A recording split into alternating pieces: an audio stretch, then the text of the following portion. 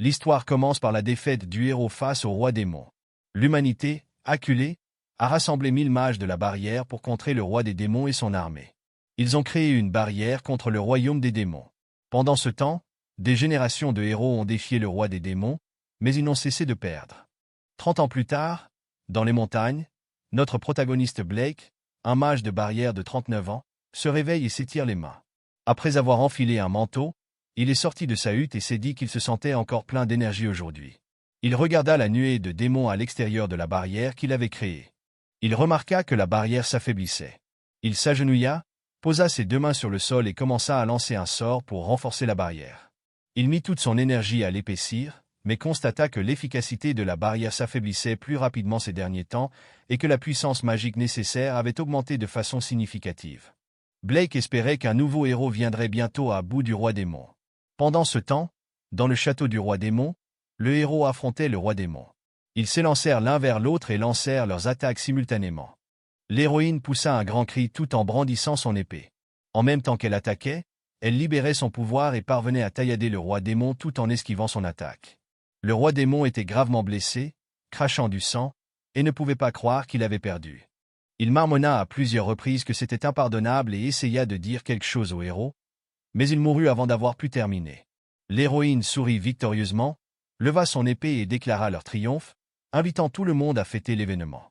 Une forte lumière bleue émergea du château du roi démon, ce que Blake remarqua. Il était choqué et se demandait ce que c'était. Il vit alors les démons à l'extérieur de la barrière s'effondrer et disparaître lentement. Blake en déduisit que les héros avaient vaincu le roi démon. Il remarqua également la disparition des miasmes et fut stupéfait, réalisant que c'était vrai. Blake était heureux que les miasmes et les monstres du royaume des démons disparaissent, apportant la paix au monde. Sachant que tout le monde pouvait désormais vivre sans inquiétude, il songea au maintien de la barrière pendant 30 ans et se demanda s'il y aurait une récompense. Un mois plus tard, des hommes se sont présentés à sa cabane. L'un d'eux cria qu'on n'avait plus besoin de lui. Confus, Blake demanda ce qu'il voulait dire. L'homme l'a accusé de gaspiller des fonds publics pour une barrière inutile et l'a traité d'escroc. Blake expliqua qu'il avait entretenu la barrière pour empêcher les miasmes et les monstres de s'échapper du royaume des démons, mais l'homme fit semblant de ne rien savoir et se moqua de lui demandant ce qu'un mage incompétent et de bas étage pouvait bien faire. Un autre homme chassa Blake de sa hutte, en criant que la hutte et le terrain minable appartenaient au pays. Se sentant désespéré, Blake s'en va, attristé que ses 30 années de dur labeur aient abouti à ce résultat. Il décida qu'il n'avait pas d'autre choix que de retourner dans le village où il avait vécu enfant. Peu de temps après, Blake arriva à la guilde des aventuriers du village d'Athno et fut surpris de voir quelques pièces d'or sur la table. Il dit à la réceptionniste de la guilde que la récompense est trop faible, mais la vieille dame se fâche et lui crie de ne pas se plaindre. Blake savait qu'il ne pourrait pas survivre avec une si petite somme et se sentit découragé, se demandant si la barrière avait vraiment été inutile après tout. Le lendemain, Blake fut contraint de travailler à la guilde malgré le salaire, car il n'avait pas d'autre possibilité d'emploi en tant que mage de barrière. Il a supplié la réceptionniste de lui donner du travail, en lui disant que cela ne le dérangeait pas d'être mal payé. Mais la vieille dame lui répondit qu'il n'y avait plus de travail pour lui, car plus personne ne demandait de mage de barrière. L'homme derrière lui l'a taquiné en lui disant qu'il devrait essayer de désherber ou de faire d'autres petits boulots, mais un autre homme s'est moqué de lui en ajoutant que même ces boulots ne nécessitaient pas de mage de barrière. Il se moquait de lui tandis que Blake restait là, dépité. Blake resta silencieux pendant que les hommes se moquaient de lui, mais soudain quelqu'un frappa à la porte de la guilde. Un chevalier fit irruption à l'intérieur et demanda si un mage de barrière nommé Blake était présent. La réceptionniste fut choquée de voir des chevaliers royaux, et les hommes se demandèrent pourquoi ils se trouvaient dans une région aussi rurale, supposant que l'incompétent mage de la barrière avait fait quelque chose de mal. Blake leva immédiatement la main et dit au capitaine qu'il était le mage de la barrière, Blake. Le capitaine le fixa un moment en s'approchant, ce qui mit Blake mal à l'aise. Le chevalier l'informa alors qu'ils étaient venus sur ordre du héros Alice et qu'ils se dirigeaient vers la capitale royale, demandant si Blake accepterait de les accompagner. Les hommes qui s'étaient moqués de Blake furent stupéfaits d'apprendre qu'il avait été convoqué par le héros et invité à la capitale royale. Ils se demandèrent comment un mage de barrière incompétent pouvait obtenir une telle reconnaissance. Blake répondit au capitaine qu'il comprenait, et celui-ci s'excusa de l'urgence, expliquant qu'il devait partir immédiatement. Indiquant la calèche à l'extérieur, le capitaine demanda à Blake de monter à bord. Alors que Blake s'approchait de la calèche, les hommes commencèrent à paniquer, demandant à la vieille réceptionniste si Blake n'était vraiment qu'un mage de barrière, craignant d'être punis pour leur comportement. La vieille femme bégaya, suggérant qu'il devait s'excuser. Une fois Blake entré dans le carrosse, le voyage commença. Il trouva le voyage étonnamment confortable, mais ne se sentait pas à sa place, incapable de croire qu'il avait été convoqué par le héros. Il se souvenait l'avoir déjà aidé et se demandait si elle se souvenait de lui. Quelques heures plus tard, ils arrivèrent à Miston, la capitale royale du royaume d'Andira. En regardant par la fenêtre, Blake s'émerveilla de la taille de la ville, n'ayant jamais vu autant de monde auparavant. Le carrosse se rendit directement au château. Une fois arrivé, il suivit le chevalier capitaine à l'intérieur, se sentant de plus en plus mal à l'aise. Soudain, une voix douce l'accueillit en lui disant « Tu es venu ». Il se retourna pour voir l'héroïne Alice, une jeune femme de 18 ans au sourire chaleureux. Elle lui dit qu'elle l'attendait et lui demande s'il se souvient d'elle. Lorsque Blake répondit par l'affirmative, elle s'enthousiasma et exprima sa joie. Alice remercie Blake de l'avoir sauvée alors qu'elle était séparée de ses compagnons près du royaume des démons. Elle explique qu'elle pensait que c'était la fin pour elle jusqu'à ce qu'il l'aide. Blake répondit maladroitement qu'il n'avait pas fait grand-chose et qu'il avait simplement aidé ses compagnons. Alice s'excusa que ses compagnons ne puissent pas le rencontrer car ils étaient occupés par des cérémonies, puis s'enquit avec enthousiasme de ses projets maintenant que son travail sur la barrière était terminé, spéculant que quelqu'un comme lui devait être très demandé. Blake rit maladroitement, avouant que rien n'est encore décidé, même si la vérité est qu'il est au chômage. Alice, rayonnante d'enthousiasme, lui propose de rejoindre le Royal Magicien Corps, ce qui choque tout le monde et met en colère l'un des membres. Gunther, le vice-capitaine de la 5e division du Royal Magicien Corps, âgé de 22 ans, proteste. Il lui expliqua que le corps royal des magiciens était une unité d'élite et que les mages de la barrière n'étaient pas qualifiés pour en faire partie. Il dit à Alice de ne pas mettre les mages de la barrière incompétents dans le même sac que les magiciens. Alice prend la défense de Blake, rappelant à Gunther que les mages de la barrière ont maintenu la barrière qui supprime les miasmes et les monstres du royaume des démons. Gunther rejeta son argument, affirmant avec arrogance que les monstres craignaient les magiciens, pas les barrières, et que les miasmes pouvaient facilement être traités par la magie. Il en conclut que les mages des barrières n'étaient pas nécessaires. Blake serra silencieusement les poings de colère, se souvenant de la façon dont les mages de la barrière étaient respectés il y a 30 ans.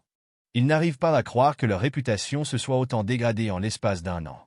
Gunther se moque de Blake en le traitant de vieillard et suggère que seuls les jeunes prometteurs sont aptes à occuper de tels postes. Il dit ensuite à Alice que Blake n'a aucune compétence et qu'il ne devrait pas être pris en considération, à moins qu'il ne puisse prouver le contraire. Alice demande à Gunther s'il veut dire que Blake doit faire ses preuves en le battant. Gunther a répondu avec confiance que si Blake avait assez de talent pour le battre, ce serait parfait. Alice dit à Blake qu'elle pense qu'il peut gagner, ce qui renforce sa confiance. Blake hésite mais finit par accepter. Peu après, ils se sont retrouvés sur une scène en plein air. Blake faisait face à Gunther, qui arborait un sourire moqueur. Blake se demanda comment les choses avaient pu en arriver là alors qu'il n'était venu que parce qu'on l'avait convoqué. Gunther se présenta comme le vice-capitaine de la 5e division des magiciens royaux. Il commença à rassembler de la magie de feu dans sa main, avertissant Blake de ne pas se plaindre s'il mourait. Gunther visa alors et lança la boule de feu directement sur Blake. L'attaque de Gunther provoqua une forte explosion, et les magiciens pensèrent que c'était fini, louant la puissance de leur vice-capitaine. Gunther rit avec arrogance, disant que c'était ce qui arrivait quand un simple mage de barrière devenait arrogant. Cependant, son rire a été interrompu, ce qui l'a irrité. Il demanda qui perturbait son moment de victoire et entendit une voix demander si l'examen avait déjà commencé. Gunther et tous les autres furent choqués de voir Blake debout, indemne. Gunther le regarda avec incrédulité, se demandant comment c'était possible puisqu'il avait lancé le sort avec l'intention de le réduire en cendres. Il n'arrivait pas à comprendre ce que Blake avait fait. Frustré, Gunther lança un autre sort de feu, déclarant qu'il avait été trop facile avec lui et qu'il allait maintenant passer aux choses sérieuses. Moqueur, il cria à Blake d'encaisser, tout en lançant une attaque de magie de feu plus puissante. Blake leva calmement une barrière, se protégeant une fois de plus. L'attaque de Gunther explosa au moment de l'impact, mais il ne s'arrêta pas pour autant, lançant une nuée de boules de feu sur Blake, tout en lui criant de brûler jusqu'à ce qu'il soit réduit en cendres. Les jeunes magiciens qui regardaient s'inquiétèrent, pensant que personne ne pourrait survivre à une telle magie. Cependant, Blake, qui bloquait sans peine les attaques avec sa barrière, trouvait la magie trop faible. Il se demanda si Gunther se retenait encore parce que la puissance ne s'additionnait pas. Après un assaut d'attaque, Gunther se couvrit le nez de la fumée et demanda avec suffisance si Blake était enfin mort. Mais lorsque la fumée se dissipe, il se fige et découvre avec stupeur que Blake se tient toujours au même endroit, sans la moindre égratignure. Gunther poussa un cri d'incrédulité, exigeant de savoir comment Blake était encore en vie. Blake se tourna vers Gunther, qui marmonnait en lui-même que c'était impossible.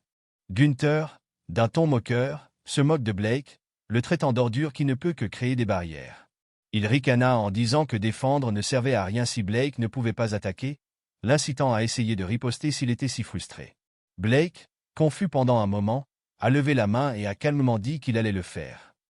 Gunther, tout aussi confus, demande ce que Blake vient de dire. Soudain, une petite mais puissante barrière jaillit de la main de Blake et s'abattit sur le visage de Gunther. Sous l'effet de la force, Gunther roula sur le sol jusqu'à ce qu'il s'écrase contre un mur. Les magiciens n'en reviennent pas que leur vice-capitaine était essoufflé. Gunther se leva en jurant et demanda à savoir ce que Blake avait fait, insistant sur le fait que les mages à barrière ne pouvaient pas attaquer. Blake répondit simplement qu'il avait déplacé la barrière et démontré la technique. Gunther a crié son indignation, affirmant que les barrières étaient censées être immobiles et que les déplacer n'avait aucun sens.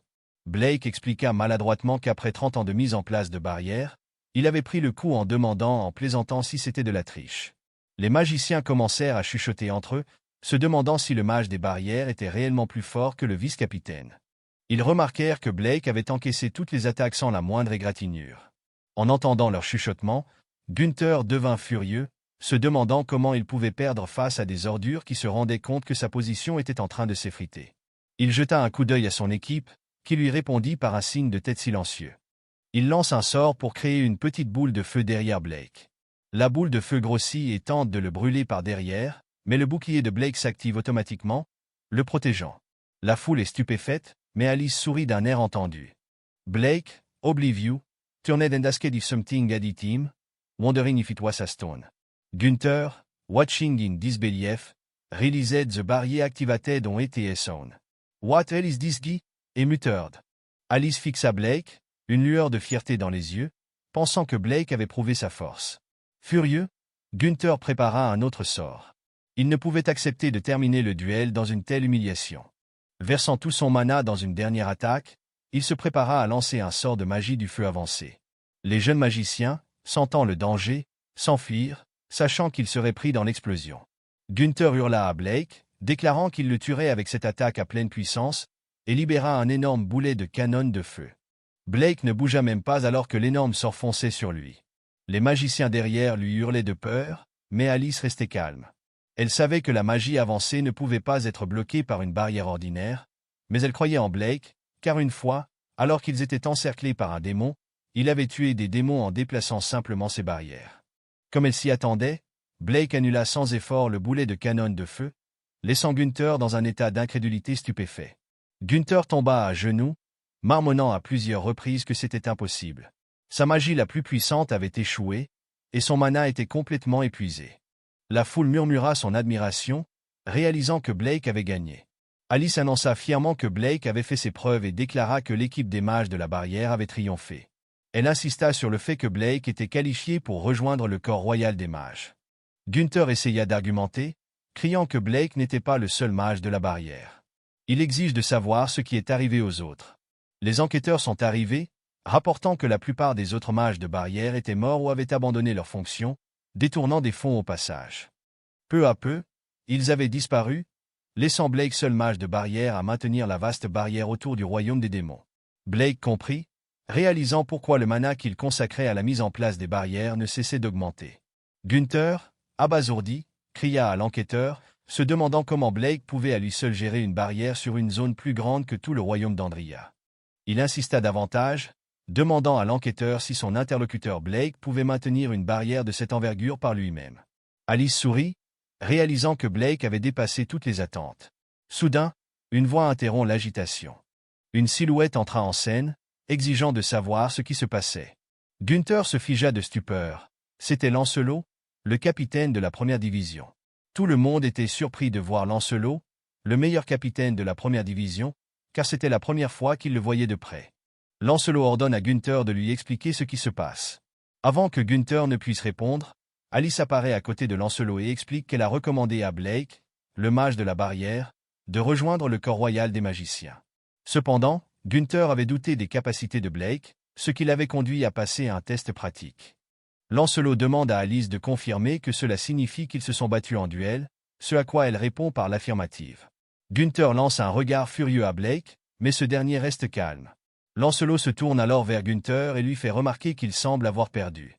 Gunther, agité, tenta de s'excuser en prétendant qu'il était allé doucement avec Blake, insistant sur le fait qu'il n'aurait pas été approprié d'y aller à fond contre un simple mage de la barrière. Lancelot lui coupa fermement la parole, déclarant qu'il avait assez entendu ses excuses pathétiques. La frustration de Gunther était évidente, mais il n'osait pas répliquer, craignant l'autorité de Lancelot. Lancelot s'approcha de Blake et lui dit que, quel que soit son titre, s'il avait les compétences requises, il serait autorisé à s'engager. Il déclara officiellement Blake membre du corps royal des mages, à la grande surprise de ce dernier. Les autres magiciens étaient tout aussi stupéfaits que Lancelot permette à un mage de barrière d'entrer dans le corps d'élite, mais après avoir vu Blake vaincre le vice-capitaine de la 5e division, il n'avait aucune objection à formuler. Blake sourit d'un air incrédule, se demandant si quelqu'un comme lui, qui avait passé 30 ans à maintenir des barrières, pouvait vraiment faire partie du corps des meilleurs magiciens du royaume. Alice s'est alors avancée, le sourire aux lèvres, et la félicité. Elle lui dit gentiment qu'elle a toujours cru en lui. Blake la remercie, disant que c'est grâce à elle. Alice l'écarte et lui propose de sortir pour fêter l'événement. Avant qu'il ne puisse partir, Lancelot apparut derrière Alice et lui demanda sévèrement si elle pensait avoir le temps de faire la fête. Alice soupira de frustration lorsque les magiciens l'empoignèrent, et Lancelot lui rappela qu'il devait se remettre au travail. Elle résista, appelant Blake à l'aide, mais ils l'entraînèrent malgré ses protestations.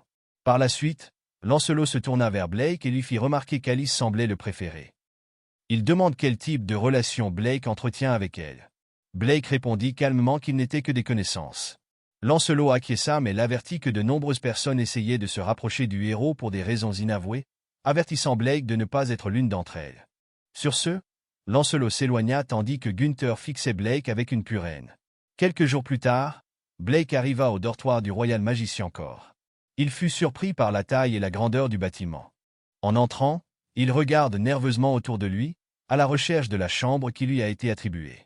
Alors qu'il erre, un groupe de jeunes femmes le remarque et commence à chuchoter entre elles. Elles se demandent pourquoi un homme plus âgé se trouve dans le dortoir et remarquent qu'il n'a pas l'air d'un officier supérieur. Ses vêtements en lambeaux leur laissaient penser qu'il s'agissait d'un roturier. Se sentant mal à l'aise sous leur regard, Blake s'éloigna rapidement, décidant de trouver sa chambre au plus vite. Au bout de quelques minutes, il trouva la chambre 206, celle qui lui avait été attribuée. Il frappa à la porte et l'ouvrit, s'excusant en entrant. À l'intérieur, un jeune stagiaire du corps royal des magiciens, Sven, 16 ans, se tourna vers lui et lui demanda sans embâche « Qui es-tu » Blake salua Sven et se présenta comme son nouveau colocataire, à partir d'aujourd'hui.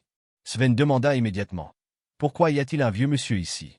Après que Blake eut tout expliqué, Sven poussa un cri d'incrédulité, demandant si Blake prétendait qu'il avait été recommandé par le héros et qu'il avait vaincu le vice-capitaine Gunther pour rejoindre le corps royal des magiciens. Sven lui a alors crié de ne pas mentir, ce qui a poussé Blake à réaliser que, d'un point de vue objectif, cela semblait incroyable. Sven s'est mis à trembler, ce qui a poussé Blake à lui demander avec inquiétude s'il allait bien. Sven a alors crié que sa vie dans le corps était finie parce qu'un vieux menteur était dans la même équipe que lui.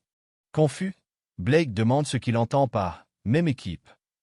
Sven explique que les colocataires sont placés dans la même équipe dans la nouvelle division des stagiaires. Blake a hoché la tête en signe de compréhension et s'est excusé d'être un vieil homme, mais a assuré à Sven qu'il ferait de son mieux pour ne pas le retenir. Se sentant coupable, Sven bredouille que ce n'est pas entièrement la faute de Blake. Sven s'arrêta soudain et remarqua les cheveux de Blake, commentant qu'ils étaient en désordre et qu'ils le gêneraient pendant l'entraînement. Il demanda à Blake s'il voulait qu'il lui coupe les cheveux. Quelques minutes plus tard, Sven a fini de couper les cheveux de Blake et lui a demandé comment c'était. Blake l'a remercié, disant qu'il se sentait rafraîchi. Soudain, Sven s'emporte, réalisant qu'il est presque l'heure de l'entraînement. Il s'empresse de dire à Blake de revêtir son uniforme, ce que ce dernier accepte rapidement. Un peu plus tard, ils rencontrèrent Thérèse et Clara, deux jeunes stagiaires de 16 ans du corps royal des magiciens. Thérèse demanda à Sven qui était le vieil homme, et Clara déclara qu'elle ne l'avait jamais vu auparavant. Sven a répondu que Blake faisait apparemment partie de leur équipe, et Blake les a salués. Thérèse fut choquée et cria, demandant pourquoi un vieil homme était dans leur équipe et s'il n'était pas étrange de la voir comme nouvelle recrue. Clara tente de la calmer, disant qu'elle va trop loin, mais Thérèse rétorque que Clara pensait probablement la même chose. Blake entend leurs commentaires mais reste calme, reconnaissant que toutes les autres recrues sont jeunes et qu'il est la seule personne plus âgée. Peu après, un officier supérieur présenta Blake au groupe, annonçant qu'il venait de le rejoindre. Blake se présenta comme un mage de barrière et salua tout le monde. Les autres stagiaires commencèrent à chuchoter, spéculant sur le fait qu'il était celui qui, selon la rumeur, avait vaincu le vice-capitaine Günther. La plupart doutent de l'histoire, pensant qu'il est impossible qu'elle soit vraie. Clara et Thérèse étaient sceptiques, peinant à y croire, tandis que Sven paniquait, pensant que leur équipe était condamnée parce que Blake était un mage de barrière et donc, à son avis, faible. Sur le côté, Günther lança un regard haineux à Blake, jurant silencieusement que ce dernier ne s'en tirerait pas en l'embarrassant. L'aîné s'adressa au groupe, expliquant qu'ils étaient les dernières recrues et que leur division n'avait pas encore été décidée. Leur performance durant l'entraînement déterminerait leur placement. Blake réalise que cela signifie qu'ils ne sont pas encore officiellement enrôlés et décide de travailler dur et de montrer des résultats. L'aîné a ensuite annoncé que leur première tâche serait un exercice de survie. Les stagiaires devaient chasser des monstres dans la forêt de Mécha, et des points leur étaient attribués en fonction de leur performance. Ils avaient 2 semaines pour terminer l'exercice. Cette annonce a semé la panique parmi les stagiaires, qui savaient tous que la forêt de Mécha était tristement célèbre pour ses mares de miasmes. L'aîné, apparemment indifférent, a fait remarquer que ce n'était pas de chance pour eux et a ordonné à tout le monde de prendre son équipement et de partir. Blake ramasse son équipement tandis que Sven, terrifié, continue de marmonner que c'est fini, sachant que la forêt de Mécha n'est pas un endroit pour les débutants. Sven s'est alors tourné vers Blake, le suppliant de ne pas retenir l'équipe. Blake l'a rassuré calmement en lui disant qu'il comprenait. L'aîné ordonna à tout le monde de monter dans les chariots à dragons par équipe, car ils allaient être transportés vers leurs points de départ respectifs dans la forêt. Tout le monde monta dans les voitures, ignorant que Günther complotait secrètement pour faire de la vie de Blake un enfer pendant l'exercice. Après des heures de voyage, ils arrivèrent à la forêt. Sven fut stupéfait d'horreur en voyant l'endroit et cria, demandant quel genre d'endroit infernal c'était. Sven a demandé pourquoi ils étaient partis du sommet d'une montagne, loin de la forêt. Clara a fait remarquer qu'il ne semblait pas y avoir d'autres équipes dans les environs, ce qui a incité Thérèse à demander s'ils n'avaient pas tiré la courte paille. Sven a crié son désespoir en disant que c'était fini et qu'ils étaient complètement foutus. Il ajouta qu'il avait rêvé de rejoindre le corps royal des magiciens, mais que c'était ce qu'il avait obtenu à la place. Thérèse s'est emportée contre Sven, le traitant de pathétique et lui rappelant qu'en tant que chef d'équipe, il devrait au moins dire « suivez-moi » ou quelque chose d'encourageant. Sven lui répond avec colère de se taire, se plaignant d'avoir été nommé chef d'équipe sans crier gare. Blake s'est excusé de leur dispute, ce qui a poussé Sven et Thérèse à se tourner vers lui avec irritation et à lui demander ce qu'il voulait. Blake suggéra calmement qu'il regarde la carte pour savoir où il se trouvait. Il ajoute qu'il aimerait connaître leur position exacte. Sven et Thérèse échangent un regard silencieux avant que Sven n'ouvre la carte à contre-cœur. Il indique leur position actuelle.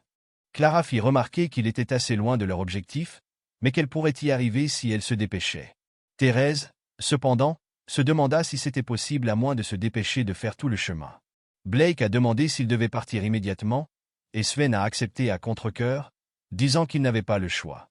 Thérèse soupire de frustration mais demande au groupe de s'armer pour le voyage. Ils commencèrent à descendre du sommet de la montagne et continuèrent à marcher pendant des heures. Thérèse, visiblement fatiguée, bégaya en demandant s'il n'était pas encore arrivé à la forêt de la Mecque. Clara jeta un coup d'œil à Blake et remarqua que, contrairement aux autres, le vieil homme ne transpirait même pas. Elle se demanda silencieusement si Blake était habitué à un voyage aussi éprouvant. Les heures passèrent et la nuit était tombée lorsqu'ils arrivèrent à la forêt de Mécha. Sven remarqua immédiatement l'intensité des miasmes dans l'air, et Thérèse approuva, notant qu'une personne normale sans résistance mourrait instantanément en entrant. Clara les rassura en leur disant qu'en tant que magicien, ils ne devraient pas avoir de problème avec ce niveau de miasme. Thérèse demanda alors à Sven de confirmer que leur cible était un dragon de Komodo de niveau 2.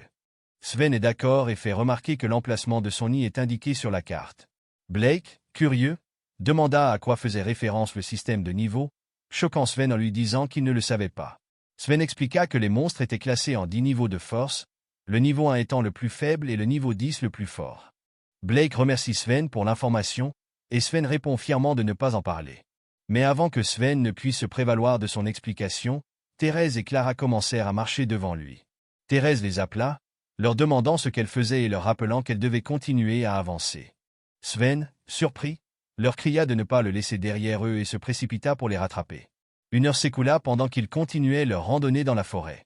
Soudain, un bruissement se fit entendre dans un buisson voisin.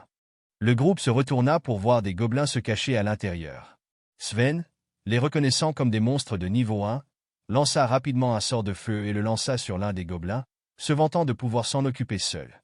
Son attaque toucha un gobelin, mais les deux autres gobelins lui sautèrent dessus simultanément, le faisant paniquer. Avant que les gobelins n'atteignent Sven, un puissant pouvoir magique les transperça et les réduisit en pièces. C'est Thérèse qui gronda Sven, lui rappelant de ne jamais baisser sa garde. Sven s'assit, tenant son bras légèrement blessé, et grommela à Thérèse qu'elle n'avait pas à intervenir. Clara, remarquant sa blessure, le soigna. Sven la remercie et s'excuse. Blake, qui observait la scène de loin, resta silencieux. Sven se tourne vers lui, frustré, et lui demande pourquoi il ne l'aide pas. Avant que Blake ne puisse répondre, Thérèse rappelle à Sven qu'il a insisté sur le fait qu'il pouvait s'en occuper seul. Sven lui a crié de se taire mais a accepté à contre-cœur, se tournant vers Blake pour s'excuser. Peu après, alors qu'il continuait à marcher, un monstre apparut au-dessus de Sven, prêt à l'attaquer. Blake, s'en apercevant, trébucha intentionnellement, faisant croire à un accident. Sven, qui n'avait pas vu le monstre, l'a esquivé sans se rendre compte du danger. Inquiet, il demande à Blake s'il va bien, et Thérèse s'interroge sur ce qu'il fait. Blake s'excusa, posa sa main sur le sol comme pour se stabiliser, mais en réalité, il lançait un sort. Il leur dit qu'il avait trouvé un chemin en tombant et leur proposa d'aller dans cette direction, en indiquant une zone plus dégagée. Sven accepta, remarquant que le chemin était plus dégagé, et le groupe se dirigea dans cette direction. Thérèse appela Clara, qui répondit qu'elle arrivait.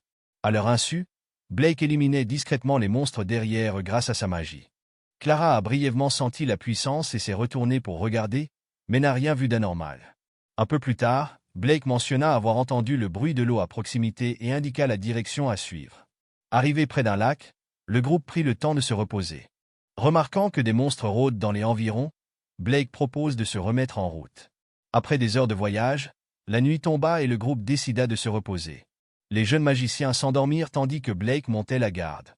Alors qu'il montait la garde, une bête massive s'approcha d'eux et grogna avant d'essayer de le mordre.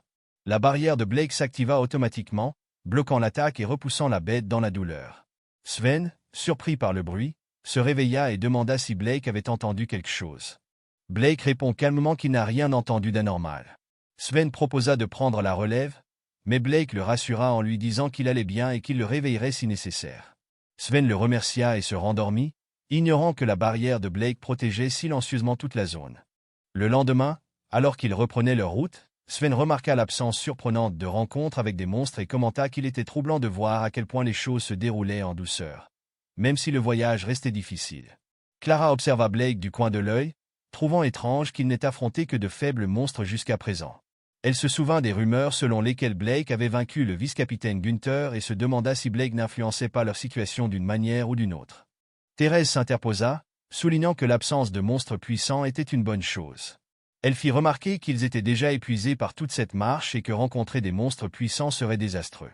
Elle incite le groupe à se hâter vers le nid du dragon de Komodo. Pendant ce temps, dans le royaume d'Andira, Gunther souriait en lui-même, convaincu que Blake et son équipe étaient comme morts. Il s'était assuré qu'ils soient envoyés dans l'endroit le plus dangereux. Même s'ils parvenaient à atteindre la forêt de la Mecque, la route était infestée de monstres. Et s'ils arrivaient à destination, ils ne trouveraient pas un dragon de Komodo, mais une salamandre de niveau 4. Lorsque le groupe atteignit son objectif, il se figea de terreur en voyant la salamandre. Les plus jeunes magiciens paniquèrent et crièrent que les salamandres étaient des monstres capables de brûler des villages entiers d'un seul souffle. Elle déclara qu'ils devaient fuir immédiatement. Cependant, avant qu'ils ne puissent agir, une autre salamandre apparut derrière eux, piégeant le groupe. Sven tomba à genoux, tremblant et bégayant que c'était fini, convaincu qu'il ne pouvait pas gagner. Thérèse et Clara restèrent silencieuses, tremblant de peur.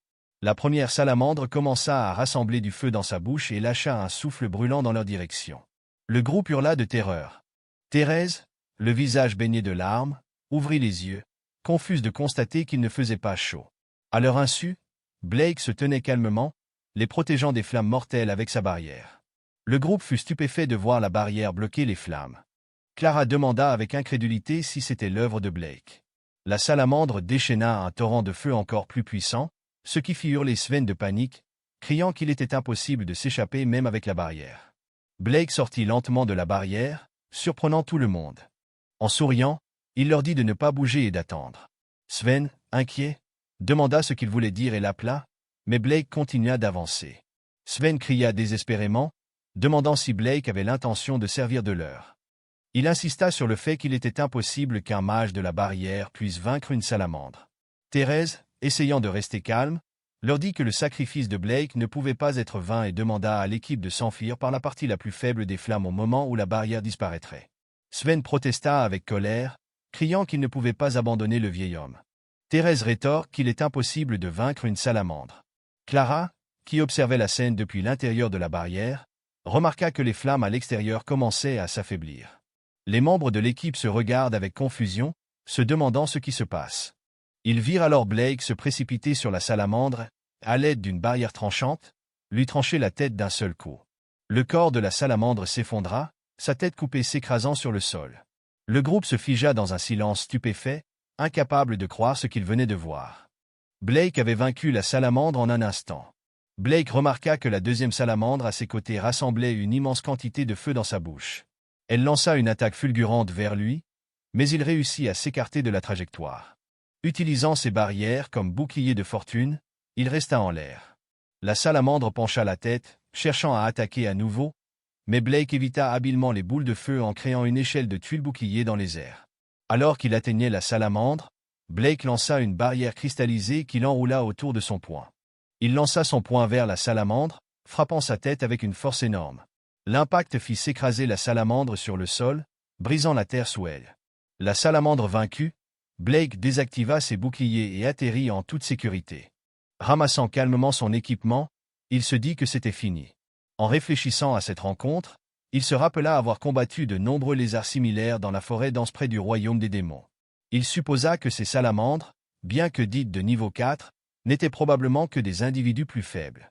Les jeunes magiciens, encore sous le choc, se précipitèrent vers lui en poussant des cris d'admiration.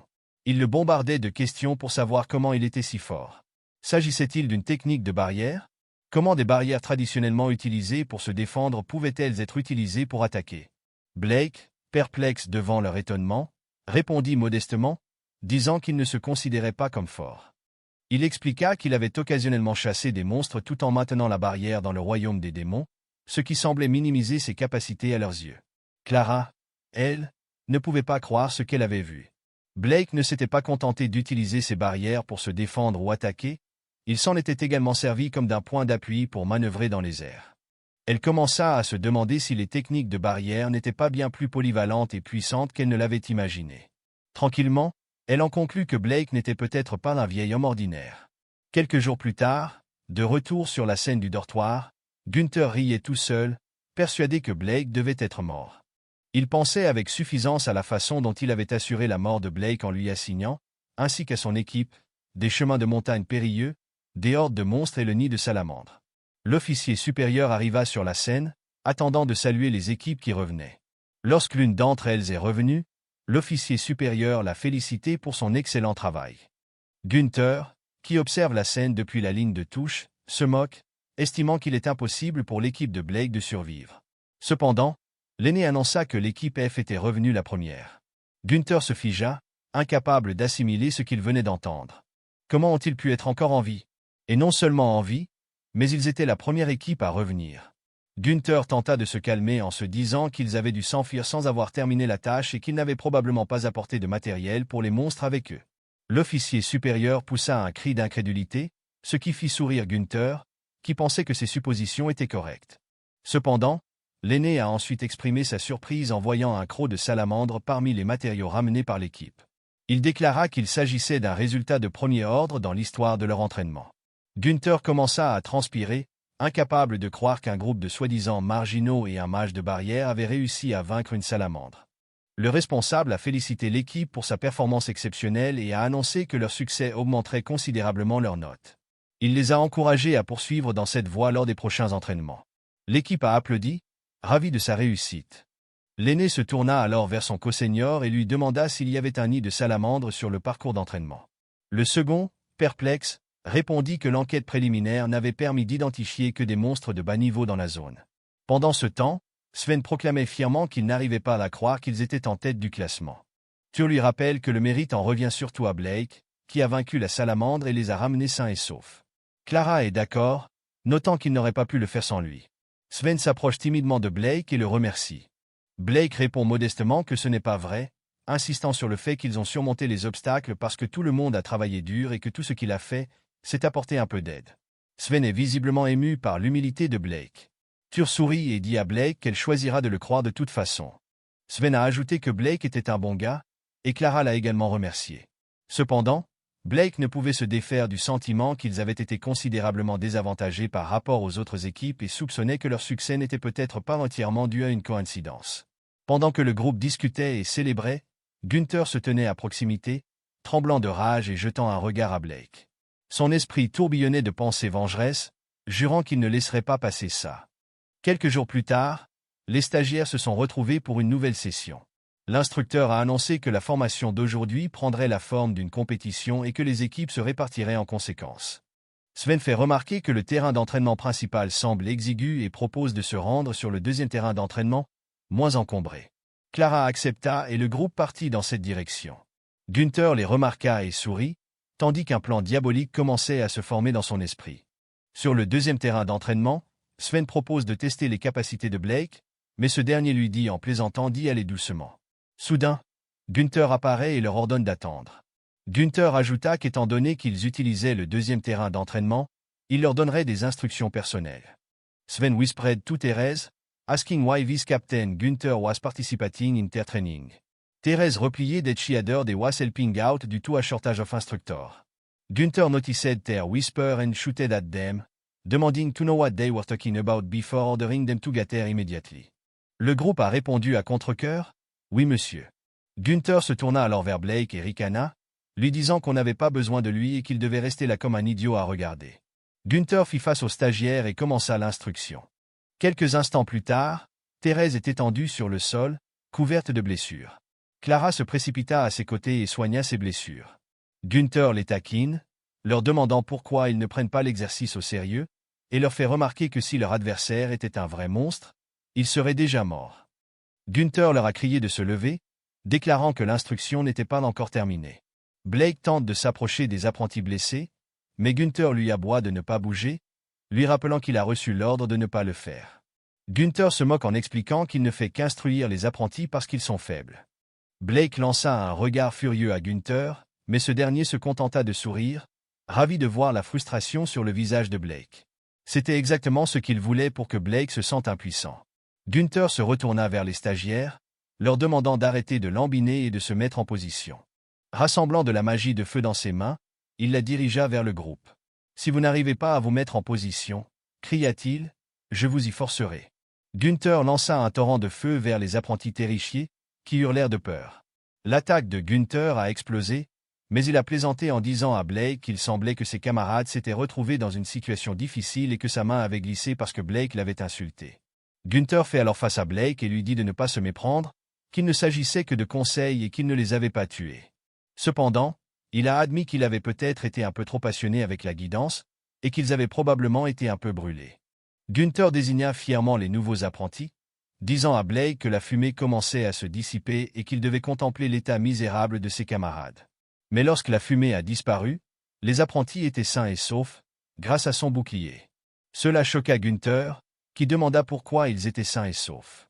Sven regarda son corps, se demandant s'il s'agissait d'une barrière et si le vieil homme l'avait créée. Günther jeta un coup d'œil à Blake, se demandant s'il avait fait quelque chose, mais remarqua que Blake n'avait pas bougé. Pendant ce temps, les instructeurs remarquèrent la situation entre Günther et l'équipe F. Ils virent également que les apprentis avaient l'air assez mal en point et demandèrent ce qui s'était passé. Günther a expliqué qu'il leur donnait des conseils, mais qu'il semblait que les stagiaires avaient atteint leurs limites et qu'il était sur le point de conclure. Cependant, Sven a crié qu'il avait l'intention d'en finir ainsi. Blake les observe, et Clara dit fermement qu'elle veut gagner avec le pouvoir de chacun. Les trois stagiaires ont regardé Blake avec confiance, et celui-ci a hoché la tête en guise de réponse. Ils ont alors tous dit à Günther qu'il pouvait encore continuer, l'exhortant à poursuivre les conseils et promettant qu'il ne perdrait pas. Les instructeurs ont été touchés par leur détermination et les ont encouragés à tenir bon et à ne pas perdre contre le vice-capitaine. Günther, agacé mais incapable de reculer sans perdre la face, accepte. Les apprentis s'encouragent mutuellement à travailler ensemble et à gagner. Günther libéra sa magie de feu, leur disant qu'ils n'avaient aucune chance de le battre. Il attaque avec une énorme boule de feu, mais il ne bronche pas, restant indemne grâce au bouclier de Blake. Sven dit à Gunther, d'un ton taquin, que sa magie ne fonctionnera pas sur eux. Gunther fut choqué de voir une barrière autour d'eux, et les traita de lâches. Cependant, les apprentis se contentèrent de diriger leur magie vers Gunther, tandis que Sven se moquait de savoir qui était vraiment sournois et traitait Gunther de bâtard. Les apprentis lancèrent alors leur attaque combinée sur Gunther. Sven était ravi d'avoir réussi à frapper, mais Gunther leur jeta un regard furieux et les traita de salauds, menaçant qu'ils ne s'en sortiraient pas. Cela les a choqués et effrayés. Blake s'est immédiatement interposé pour protéger les apprentis, en jetant un coup d'œil à Gunther. Soudain, l'un des instructeurs a crié que cela suffisait et a exigé de savoir ce que faisait Gunther. Gunther a tenté d'expliquer qu'il ne faisait que donner des conseils, mais l'instructeur lui a sévèrement dit d'arrêter de trouver des excuses. Il a déclaré qu'il savait que Gunther en voulait à Blake et qu'il avait harcelé l'équipe F. L'instructeur a révélé qu'il avait tout vérifié et a annoncé avec colère qu'à compter de ce jour, Gunther était relevé de ses fonctions et qu'il devait se préparer à être rétrogradé. Gunther est resté sans voix, se demandant pourquoi il devait souffrir ainsi et rejetant la faute sur Blake. Quelques instants plus tard, ils étaient dans la salle lorsque Sven fit remarquer que Gunther avait eu ce qu'il méritait, ce que tous approuvèrent. Les Rhys ont ajouté que cela faisait du bien de le voir, et ont mentionné que même leur point de départ pour l'exercice semblait avoir fait partie du harcèlement de Gunther. Sven a qualifié Gunther d'ordure pour avoir gardé rancune à Blake. Blake s'est excusé auprès d'eux d'avoir causé des problèmes à cause de lui, mais Sven lui a immédiatement dit que ce n'était pas sa faute. Les Rhys reconnaissent qu'ils se sont laissés entraîner, ce qui incite Sven à lui dire de ne pas dire ce genre de choses. Ils se sont tous rassemblés autour de Blake et lui ont demandé comment il faisait pour être aussi fort. La Rhys lui dit qu'il utilise des barrières comme elle n'en a jamais vu, et Clara se dit intéressée. Il s'apprêtait à répondre lorsqu'on frappa à la porte. Une dame ouvrit et l'informa que, sur ordre de Lady Etta, la sorcière de la sagesse, ils étaient venus l'escorter. Confus, il se montra du doigt, mais la dame l'attrapa et l'entraîna hors de la pièce, disant qu'il devait partir immédiatement. Le Rhys demanda si elle parlait d'Etta, le membre du groupe du héros, tandis que Clara se demandait à voix haute qui était vraiment Blake. Quelques instants plus tard, ils arrivèrent au royaume d'Andria, plus précisément à l'Institut de recherche magique. La sorcière de la sagesse et directrice de l'Institut, Etta, 13 ans, le salua et lui dit que cela faisait longtemps. Il la salua à son tour, lui disant qu'il était heureux de voir qu'elle allait bien. Il s'apprêtait à lui tapoter la tête lorsque la dame l'arrêta, bégayant en lui rappelant qu'Etta était une magicienne de génie unique en son genre, et que la traiter comme une enfant était extrêmement irrespectueux. Il s'est excusé auprès d'Etta et lui a demandé si elle n'aimait pas cela, mais Etta a répondu que c'était bien et que cela ne la dérangeait pas. Etta est rapidement passée à l'essentiel, expliquant que la raison pour laquelle elle l'avait convoqué était pour lui emprunter son pouvoir de capturer des monstres. Elle expliqua que capturer des monstres avec des cages physiques difficiles ne fonctionnait pas car les monstres se déchaînaient. De plus, même si cela varie selon les individus, les monstres émettent des miasmes, ce qui limite la recherche à des études sur le terrain. Et même dans ce cas, ces études avaient leurs limites. Etta ajouta que s'il pouvait capturer et examiner les monstres à l'Institut de recherche, il pourrait étudier l'écologie et les caractéristiques des monstres, analyser les miasmes et éventuellement développer des contre-mesures pour les contrer. Blake a noté que les héros bénéficiaient de la protection de la déesse, ce qui leur permettait de bloquer complètement les miasmes. Cela signifiait que seul le groupe du héros pouvait entrer dans le royaume des démons avec sa forte concentration de miasmes. Revenant au sujet initial, Etta demanda à Blake s'il pouvait capturer des monstres de niveau 5 ou plus à l'aide de ces barrières. L'une des dames l'interrompt, disant qu'Etta surestime les mages de barrières et qu'une telle chose n'est pas possible. Blake répondit simplement qu'il pensait que c'était possible. La dame est choquée et lui demande de répéter ce qu'il a dit. Il répéta calmement qu'il pouvait capturer des monstres de niveau 5 ou plus, ce qui détendit Etta et la fit sourire. Il se dit que si une salamandre était de niveau 4, capturer des monstres de niveau 5 ne devrait pas poser de problème. Cependant, la dame lui cria dessus avec colère, l'accusant de faire des affirmations scandaleuses juste parce qu'Etta était présente. Elle insiste sur le fait qu'il n'y a aucune chance qu'il puisse le faire avec de simples barrières. Blake lui assure qu'il pense que tout ira bien, mais la dame l'accuse de mentir. Etta intervient, déclarant fermement que la coopération de Blake a déjà été décidée et qu'elle ne tolérera pas d'autres objections. Cela a effrayé les dames, qui se sont immédiatement excusées. Etta a ensuite dit à Blake de ne pas s'inquiéter pour le corps des magiciens, car elle allait soumettre une demande pour que sa coopération en matière de recherche soit considérée comme une formation. Blake prend acte de son plan et la remercie.